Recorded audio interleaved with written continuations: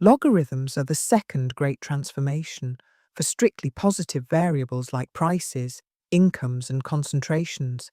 They compress extremes, taming skewness and outliers.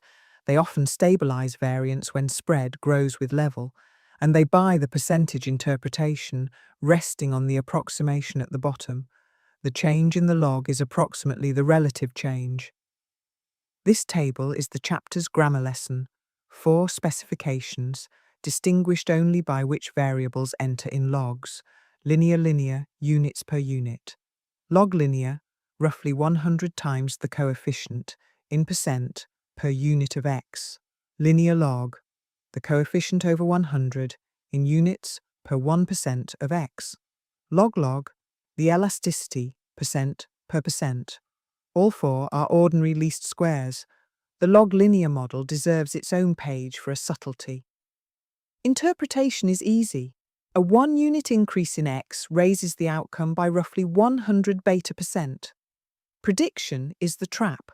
Naively exponentiating the fitted log value underestimates the conditional mean because exponentiation recovers the median. Under normal errors, the fix multiplies by the exponential of half the residual variance.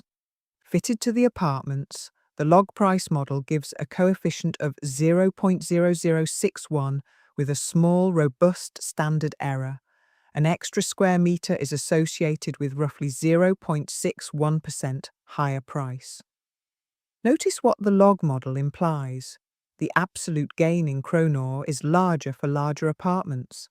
Log models suit data whose residual spread grows with the fitted value, and they demand a strictly positive outcome. The linear log model reverses the roles, the outcome in levels, the regressor in logs.